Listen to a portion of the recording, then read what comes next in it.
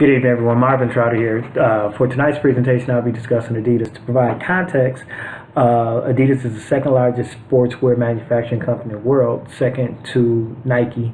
Adidas are represented as market leaders in Europe, China, and soon to be India, I believe. Adidas employs roughly 60,000 people around the globe while operating in 160 countries. Adidas account for 35% of the total market, and did roughly 19 billion last year in total sales, 2016. Adidas was formed in 1948-49 by Adolf Adi Dassler. Adidas gets its name from Adi, which is Adolf's nickname, and the first two letters of his last name. Das. So Adidas comes from his actual name. The company has origins that date back to 1924, where Adolf and his brother Rudolf worked together, but as a result of disagreement stemming from their time in the Nazi army during the Second World War, they broke apart. Adolf formed Adidas. His brother Rudolf formed the company Puma. In doing the research, I found Adidas' vision to be a little vague at times. Vision and mission to be a little vague. While I appreciate it in parts, as they really try to cater to the environment and the society as a whole, they try to be all things to all people in the sports world. And it leaves them, I think, high and dry because it doesn't give them a chance to focus on what they do best, focus on their core competencies, I think, which is innovation and creativity. That is not mentioned in their vision at all. So I was a little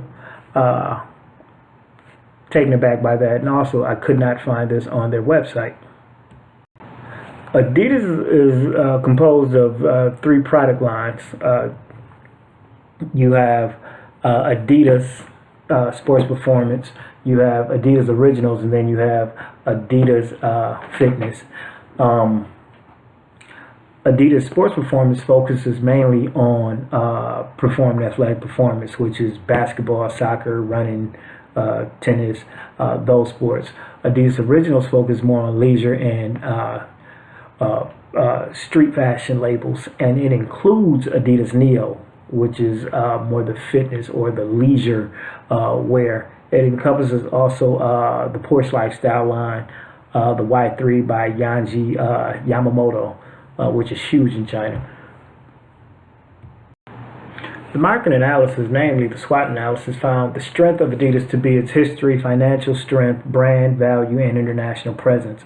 Weaknesses was its high dependency on raw material prices, brand switching due to competition, low market share in the United States. The opportunities were centered on technological innovations, endorsing or the lack of endorsements from high caliber athletes and teams. From a global perspective, establishing academies for those emerging stars. Threats were the fluctuation of raw material costs, unstable currencies throughout the world, counterfeit products, and the lack of a broader style and selection lineup. The STP strategy for Adidas, the ideal customer or its loyal customer base is the Y generation, young men and women enduring of the passion for fitness and sports. The ideal person is 13 to 30.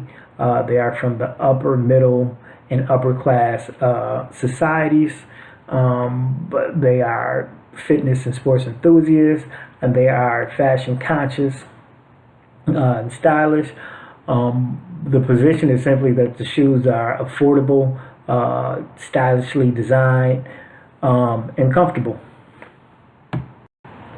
For the strategies portion of the assignment, I chose to go with the e-commerce strategy, and the ideal rests solely on the ability to attract, convert, and retain customers in a high competitive marketplace by triggering the right brand, the right marketing mix to showcase their brand. They will need to drive conversion. To drive conversion, Adidas must consistently improve their visibility online. And they in part do this through their IMC strategy by having multiple touch points through the use of YouTube, Facebook, Twitter, and other social media platforms. They're able to connect with their customer base and would-be customers. They're able to connect them to a product, to an identity or personality that may or may not, that hopefully attracts them to that particular product line. In doing this, they are also able to capture information and trends about what customer wants and needs. So if they're able to drive people to their sites, actually engage them, they will do fine. For the second portion of the strategy, the second strategy I chose was to expand in China. China has a booming economy right now, and it happens to be Adidas's second largest market. So to stay there, to focus more on China, to continue to make relevant products, to open more stores to improve visibility and enable consumers to actually touch the products would be great. They just would need to adjust the strategy annually. For the marketing mix, for the first products, Adidas has proven itself to be a worthy brand, established itself as a strong brand through producing innovative and updated products, updated quality products that customers love. From a pricing standpoint, Adidas is a cheaper product than its products, and it also uses the market skimming strategy. Adidas typically sell products online through its brand stores and through its various outlets and partnerships throughout the world. Adidas also has a very unique channel distribution. They can take product right from production to consumer using its agents or licensees if they should choose. With the e-commerce platform, they'll be able to get that right to a consumer. From a promotional standpoint, they use advertising, mass communication, with 70% of mass communications being represented by television. Radio, very little. Print, they use print. I want to say about 20% print in magazines. They use sales promotion and public relations, namely brand ambassadors. They leverage their social media platforms as well as highly marketed events, Super Bowls, NBA championship, things of that nature. The IMC strategy for Adidas, I think, is pretty great. In doing the research, I spent a little time looking at the various platforms that they use, and what you find out is it's not so much about sales as much. I mean, the ideal is rooted in business, but it's more about the content and creating a swarm. Now, from a business aspect, they have a very clear strategy. The visual content is great. They have real-time marketing and gets engagements as a result of it. Again, the content is great. This is important because a brand's identity is attached to its narrative. So in all, Adidas is a great company.